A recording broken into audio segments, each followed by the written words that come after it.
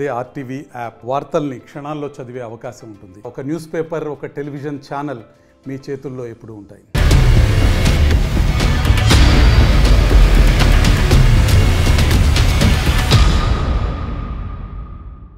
Welcome to leaders war. ఆంధ్రప్రదేశ్లో ఎన్నికల దగ్గర పడుతున్న కొద్దీ మాటల యుద్ధం పతాక స్థాయికి చేరుకుంటోంది. ప్రచారంలో దూకి నేతలు తమ ప్రచారాన్ని హోరెత్తించేస్తున్నారు. నియోజకవర్గాలు అడుగు పెడుతూ ఉంటే కనుక ఆ మంటలు సెగ ఎగ్జాక్ట్గా ఫీల్ చేయొచ్చు. ఈ నేపథ్యంలో ఆయా నియోజకవర్గాల పరిస్థితి ఎలా ఉంది, ఎవరి మధ్య ఎటువంటి వ్యూహాలు ఉన్నాయి, ఎవరెవరు ఎటువంటి వ్యూహాలతో ముందుకు వెళుతున్నారు, ఇవన్నీ మేము ముందుంచే ప్రయత్నం చేస్తున్నాం. అంతేకాదు ఎవరు గెలిచే అవకాశం ఉంది అనే అంశానికి సంబంధించి కూడా ముందుంచే ప్రయత్నం చేస్తున్నాం. ఈ నేపథ్యంలో ఈరోజు మనం మాట్లాడుకోబోతున్నాం ఉమ్మడి కడప జిల్లాకు సంబంధించి ఆసక్తికర నియోజకవర్గం. ఇన్ఫాక్ట్ ఆంధ్రప్రదేశ్ రాజకీయాలు చాలా ఇంట్రెస్టింగ్గా చూసే నియోజకవర్గం పులివెందుల. పులివెందుల నుంచి ఎవరు బరిలోకి దిగుతున్నారు, ఏ పార్టీ నుంచి బరిలోకి దిగుతున్నారు, అక్కడ ఎవరి వ్యూహాలేంటి, ముందుగా ఎవరెవరు బరిలో దిగుతున్నారు, వాళ్ళ ప్రొఫైల్స్ ఏంటి చూసే ప్రయత్నం చేద్దాం.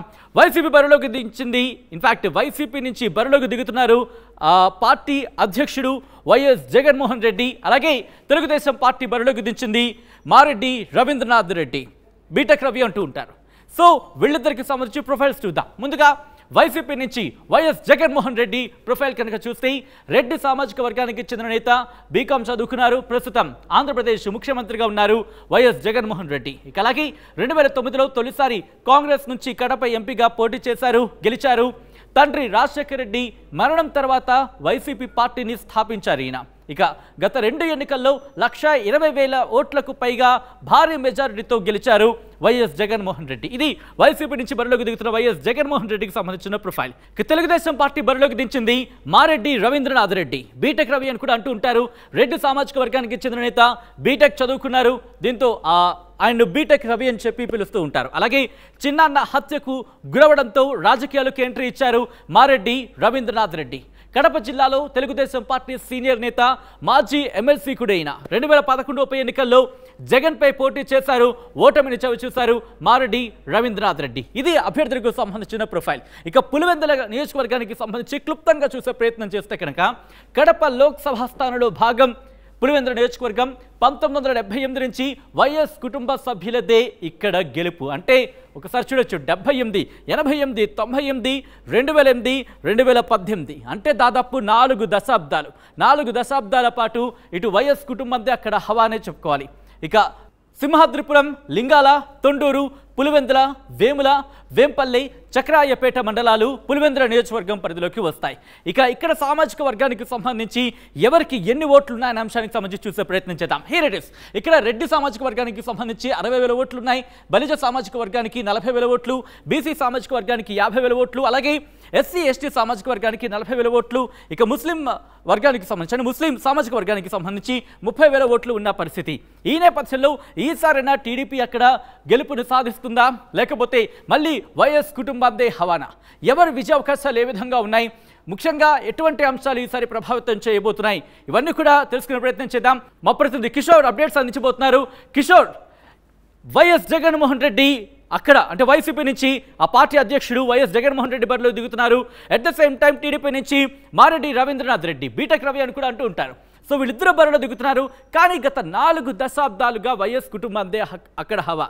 సో ఈసారి టీడీపీ గెలవడానికి ఎటువంటి ప్రయత్నాలు చేస్తోంది, విజయ అవకాశాలు ఏ విధంగా ఉన్నాయి, అక్కడ ప్రభావితం చూపించే అంశాలేంటి? Thank you Sachin. ఏదైతే పులివెందుల నియోజకవర్గంలో సీఎం జగన్మోహన్ రెడ్డి పోటీ చేస్తున్న నేపథ్యంలో కూడా అక్కడ అంతా కూడా ఆసక్తికరమైన పరిణామాలు చోటు చేస్తున్నాయని చెప్పవచ్చు. ఎందుకంటే వివేక హత్య కేసుకు సంబంధించి ఏదైతే ఇటీవల కాలంలో గత వారం రోజులుగా కూడా ఆమె తిరుమల ఏపీ పిసిసి చీఫ్ గా ఈ ప్రాంతంలో పర్యటించింది. పులివెందులలో కూడా ప్రజల్లో మార్పు తీసుకొచ్చే ప్రయత్నం చేసింది. ఓవైపు సంబంధించినటువంటి అంశాన్ని వివరిస్తూ కూడా ప్రజలను అర్జించే ప్రయత్నం చేశారు. ఒకవైపు కొంగు పట్టుకొని ఓటు వేయొద్దంటూ కూడా సూచించింది. అయితే ఒక రకంగా ఆమె కడప పార్లమెంట్ అభ్యర్థిగా బరిలోకి దిగుతున్న తరుణంలో కూడా అక్కడ పులివెందుల నియోజకవర్గం ఒక భాగం. అందులో భాగంగానే పులివెందులలో కూడా అటు ఈ ప్రభావం ఎక్కువగా చూపే అవకాశాలు లేకపోయినటువంటి భావనలు కూడా అటు వినిపిస్తుంది. మరోవైపు ఏదైతే ప్రభుత్వం ఇప్పటికే సీఎం జగన్మోహన్ రెడ్డి ప్రాతినిధ్యం వహిస్తున్నటువంటి నియోజకవర్గం కావడంతో ఇప్పటికే ఏదైతే అభివృద్ధికి సంబంధించినటువంటి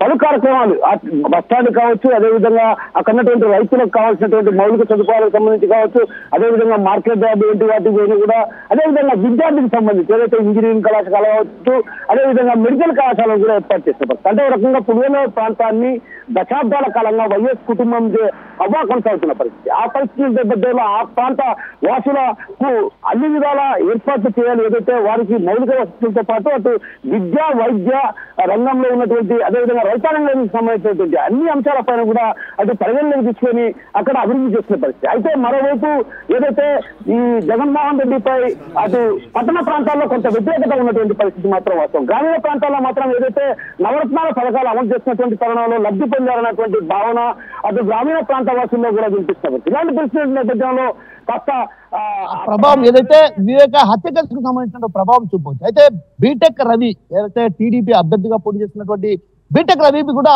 గతంలో ఏదైతే తను మొదటి నుంచి కూడా ఏదైతే ప్రభుత్వ వ్యతిరేక విధానాలు గతంలో ఏదైతే రైతులకు సంబంధించి డ్రిప్ ఇరిగేషన్ వంటి సౌకర్యం ఉండేది, కానీ ప్రస్తుత ప్రభుత్వంలో కూడా డ్రిప్ ఇరిగేషన్ లేక రైతులు తీవ్రమైనటువంటి ఇబ్బందులు పడుతున్నారు. మరోవైపు రైతాంగానికి సాగునీరు అందని పరిస్థితి. ఇలాంటి పరిస్థితులన్నీ కూడా ఎత్తి చూపుతూ ఆయన ఒకవైపు ఆ ప్రచారంలోకి దూసుకెళ్తున్నటువంటి పరిస్థితి, అదేవిధంగా అక్కడ ఉన్నటువంటి ప్రభుత్వ వ్యతిరేక విధానాలను కూడా వివరిస్తూ కూడా ప్రజల్లో చైతన్యం తీసుకొస్తున్నటువంటి పరిస్థితి. అంటే ఒక రకంగా అటు జగన్ కు కొంతమేర అక్కడ అసమ్మతి ఉన్నట్టు మాట వాస్తవమే. నేతల్లో కూడా అసంతృప్తి వ్యక్తం అవుతున్న పరిస్థితి. అయితే ఆ అసంతృప్తిని బుద్ధగించేందుకు ఇప్పటికే ఏదైతే ఎంపీ అవినాష్ రెడ్డి కావచ్చు, అదేవిధంగా కొందరు కీలక నేతలు కూడా పులివెందులలో భేటీ అయ్యి వారందరితో కూడా చర్చించడం జరిగింది. చర్చించిన తర్వాత వారి సమస్యలకు కూడా సానుకూలంగా స్పందించడంతో పాటు అదేవిధంగా రానున్న రోజుల్లో మంచి అభివృద్ధిని సాధించే దిశగా కూడా అడుగులు వేస్తామని హామీ ఇచ్చారు. అయితే ప్రస్తుతం అసమ్మతి నేతలు కూడా బుజ్జగించే ప్రయత్నాలు చేశారు. అయితే మొత్తం మీద చూసుకుంటే మాత్రం అటు ఏదైతే వివేక హత్య కేసుకు సంబంధించిన ప్రభావం ఏదైతే షర్మిల తను పదే వివేక హత్య కేసుకు సంబంధించినటువంటి విషయాన్ని ప్రస్తావిస్తున్న తరుణంలో కూడా అంత పెద్ద స్థాయిలో మెజారిటీ రాకపోవచ్చు, కానీ కాస్త తక్కువ మెజారిటీ అంటే మెజారిటీ తగ్గే అవకాశాలు ఉన్నాయన్నటువంటి భావన ఆ ప్రాంత వాసులు వ్యక్తం అవుతుంది. అయితే మొత్తం మీద చూసుకుంటే మాత్రం అక్కడ మాత్రం వైసీపీదే హవా అనే చెప్పవచ్చు. ఎందుకంటే దశాబ్దాల కాలంగా ఆ ప్రాంత ప్రజలు వైఎస్ జగన్మోహన్ రెడ్డి కుటుంబాన్ని అంటే వైఎస్ కుటుంబానికే పట్టం కడుతున్న పరిస్థితి. ఇలాంటి పరిస్థితుల నేపథ్యంలో అతడి భారీ మెజారిటీతో గెలిచినటువంటి వైఎస్ జగన్ ఈసారికి మాత్రం ఖచ్చితంగా తక్కువ మెజారిటీతో గెలుస్తారన్నటువంటి ప్రచారం కూడా ఉంది.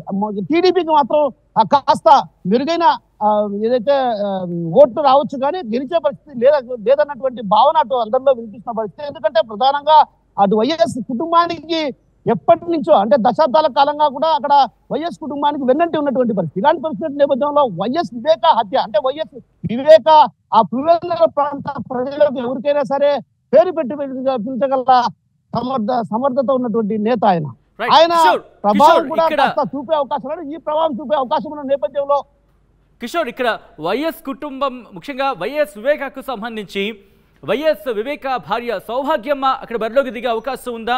అటువంటి చర్చ జరుగుతుంది కదా, అక్కడ అటువంటి పరిస్థితి ఉంది కాబట్టి సౌభాగ్యమైన బరిలోకి దిగే అవకాశం కనిపిస్తుంది. కాంగ్రెస్ పార్టీ నుంచి ఇటు సౌభాగ్యం కానీ లేకపోతే సునీత కానీ బరిలోకి దిగచ్చు అనే చర్చ జోరందుకున్న నేపథ్యంలో అక్కడ ఎటువంటి చర్చ జరుగుతోంది? ఎస్ సచిన్ అదే చెప్పబోతున్నా. మరి ఎందుకంటే వివేక హత్య అంటే వివేకకు పులివెందుల ప్రాంతమే కాదు కడప జిల్లాలో కూడా పేరు పెట్టగల పిలిచేటువంటి నేత. ఆ నేతకు మంచి పరిచయాలు ఉన్నాయి. అదేవిధంగా ఆ ప్రాంత వాసుల్లో కూడా కలిదిరిగే వ్యక్తి ఎవరైనా ఉన్నారంటే అది వివేక అనే చెప్పవచ్చు. అంటే ఎందుకంటే ప్రధానంగా వివేకకు మంచి పేరుంది. సౌమ్యుడు, మృదు స్వభావి, ఎప్పుడు కూడా చిరునవ్వుతో పలకించేవాడు, ఆప్యాయంగా పలకరించేవాడినటువంటి భావన ఆ ప్రాంత వాసుల్లో వ్యక్తం అవుతుంది. అలాంటి పరిస్థితుల నేపథ్యంలో అక్కడ వివేక భార్య ఏదైతే సతీమణి సౌభాగ్యమును బరిలోకి దించాలని కాంగ్రెస్ పార్టీ వ్యూహరచన చేస్తుంది. అందులో భాగంగానే ఇప్పటికే ఏదైతే సునీత కావచ్చు, అదేవిధంగా షర్మిల కూడా ఆ ప్రాంతాల్లో కూడా ప్రచారం కూడా చేస్తున్న పరిస్థితి. ఒక రకంగా బస్సు యాత్రలో కూడా ఈ విషయాన్ని చెప్పకపోయినా కూడా అక్కడ వైఎస్ వివేక భార్య ఖచ్చితంగా పులివెందుల నుంచి పోటీ చేయించాలన్నటువంటి యోచనలో కూడా కాంగ్రెస్ పార్టీ ఉంది. అందులో భాగంగానే ఆమె కూడా సుముఖత వ్యక్తం చేసినట్టు తెలుస్తుంది. అయితే సుముఖత వ్యక్తం చేసినటువంటి నేపథ్యంలో అక్కడ ఏదైతే వైఎస్ జగన్ కూడా కాస్త ఈ ప్రభావం ఎక్కువగా చూపే అవకాశాలు లేకపోలేదు. ఎందుకంటే వైఎస్ వివేకకు మంచి పేరు. వైఎస్ కుటుంబంలో వైఎస్ వివేక అంటే పులివెందుల ప్రాంతాల ప్రజల్లో ఎవరిని అడిగినా కూడా వైఎస్ వివేక అంతటి సౌమ్యుడు, మృదుస్వభావి ఉండబోరన్నటువంటి భావన, అదేవిధంగా ఆయనకు ఖచ్చితంగా ఏదైతే మద్దతు పలకాలన్నటువంటి భావన కూడా ఆ ప్రాంత వాసులో వ్యక్తం అవుతున్న పరిస్థితి. అయితే మొత్తం మీద చూసుకుంటే మాత్రం వివేక ప్రభావం ఖచ్చితంగా చూపే అవకాశాలు లేకపోలేదు. ఎందుకంటే సౌభాగ్యమో పోటీ చేస్తే మాత్రం అక్కడ ప్రభావం భారీగానే ఉండే అవకాశాలు కూడా ఉంటాయి. అయితే మెజారిటీ మాత్రం తగ్గే అవకాశాలు ఉంటాయి కానీ అంతే గెలుపుకు మాత్రం ఎలాంటి దోకా లేదన్నటువంటి భావన ఆ ప్రాంత ప్రజల్లో వ్యక్తం అవుతుంది. ఎందుకంటే ఇందుకు ప్రధాన కారణం అక్కడుంటే నేతలంతా కూడా వైఎస్ జగన్మోహన్ రెడ్డి కావచ్చు, అదేవిధంగా వైఎస్ అవినాష్ రెడ్డికి సంబంధించినటువంటి అనుచరవర్గం అంతా కూడా మండలాల్లో వారీగా వేసుకొని ఆ ప్రచారాలు అదే ఇతరత్ర కార్యక్రమాలు నిర్వహిస్తున్న పరిస్థితి నేపథ్యంలో ఖచ్చితంగా రానున్న ఏదైతే జరగనున్న ఎన్నికల్లో మాత్రం ఖచ్చితంగా వైఎస్ జగన్మోహన్ రెడ్డి గెలుస్తారన్నటువంటి ధీమా అటు వారిలో వ్యక్తం అవుతున్న పరిస్థితి. మరోవైపు మెజారిటీ మాత్రం భారీ స్థాయిలో తగ్గే అవకాశాలు లేకపోలేనటువంటి భావనలు కూడా ఇక్కడ వినిపిస్తున్న పరిస్థితి ప్రధానంగా కనిపిస్తుంది Sachin. Right Kishore, thanks for updates. మొత్తంగా అయితే మాత్రం పులివెందులకు సంబంధించి ఈసారి ఒక టఫ్ ఫైట్ నెలకొనే అవకాశం ఉంది. కానీ వైఎస్ కుటుంబానికి సంబంధించి ముఖ్యంగా జగన్మోహన్ రెడ్డి వైపే అక్కడ మొగ్గు చూపుతున్నారనే ఒక ముఖ్యంగా అటువంటి చర్చ అయితే మాత్రం అక్కడ జరుగుతుంది. సో చూడాలి మరి ముఖ్యంగా అక్కడ జరుగుతున్న పరిణామాలు కావచ్చు, లేకపోతే ప్రచారం కావచ్చు, ఇవన్నీ కూడా ఎటువంటి పరిణామాలకు దారితీయచ్చు, ఎవరిని గెలిపించవచ్చు అనే అంశానికి సంబంధించి మాత్రం ఒక ఉత్కంఠ కొనసాగుతుంది. సో ఈసారి పులివెందులకు సంబంధించి ఏం జరగబోతోంది అనేది ఒక ఇంట్రెస్టింగ్ అలాగే ఒక ఉత్కంఠను కలిగిస్తుందని చెప్పుకోవాలి. ఎందుకంటే ఏం జరిగినా సరే అది ఒక చరిత్ర కింద నిలుస్తుంది. ఎందుకంటే ముఖ్యంగా ఇప్పుడు అక్కడ జరుగుతున్న రాజకీయ పరిణామాలు కావచ్చు, లేకపోతే ప్రచారం కావచ్చు, వీటన్నిటిని పరిశీలిస్తే కనుక ఇటు వైసీపీ గెలిచిన చరిత్ర కింద మనం భావించవచ్చు. At the same time Telugu Desam పార్టీకి సంబంధించి అక్కడ గెలుపు అవకాశాలకు సంబంధించి వ్యూహాలు ప్రతి వ్యూహాలతో ముందుకెళ్తుంది. కాబట్టి ఒకవేళ టీడీపీ గెలిచినా అదొక చరిత్ర కింద మారే అవకాశం ఉంది. At the same time Congress కూడా ఎవరిని బరిలోకి దించుతున్న అంశానికి సంబంధించి చాలా ఇంట్రెస్టింగ్ డిస్కషన్స్ అయితే జరుగుతున్నాయి. సో చూద్దాం ఏం జరగబోతుంది, ప్రజలు ఎవరిని తమ ఎమ్మెల్యేగా పులివెందుల నుంచి అసెంబ్లీకి పంపించబోతున్న అంశానికి సంబంధించి మే 13న డిసైడ్ చేయబోతున్నారు. At the same time June 4న ఆ వ్యక్తి ఎవరు అనేది చూద్దాం.